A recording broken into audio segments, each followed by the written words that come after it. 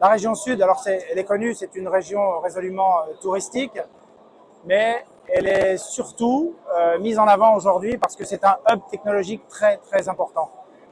Aujourd'hui, on a des filières stratégiques, à commencer par les télécoms, la microélectronique, les sciences du vivant, les thérapies innovantes, les biotech, un certain nombre de sujets dans le domaine des clean tech aussi, qui sont de plus en plus importants, notamment avec des sujets sur tout ce qui est décarbonation de l'énergie, les smart cities. Donc, en fait, on est une région qui est devenue extrêmement tech et cela explique notre présence au CES.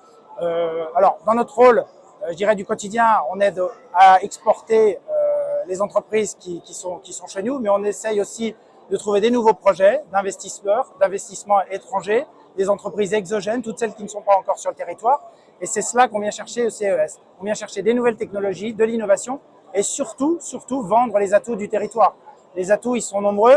On a énormément de labos de recherche, publics, privés. Ils sont à peu près au nombre de 500 sur la région. On a un certain nombre de pôles de compétitivité dans les domaines justement de la tech, de la cybersécurité, de l'aérospatiale. Donc autant d'atouts qui intéressent les entreprises avec lesquelles on a des rendez-vous.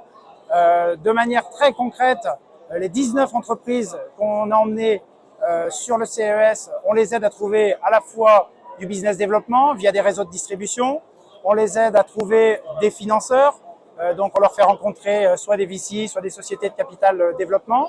Et puis dans le sens inverse, dans le sens de l'Invest, on a pris un certain nombre de rendez-vous très en amont avec des acteurs qui ont des projets, on aide à qualifier ces projets, voir si ça match avec leur filière, avec leur métier, et puis on leur propose de venir chez nous. Le mieux, c'est de se rendre compte de ce qui se passe sur notre territoire. Et là, il y a largement de quoi faire entre les pôles de compète, les technopoles et les zones d'activité économique.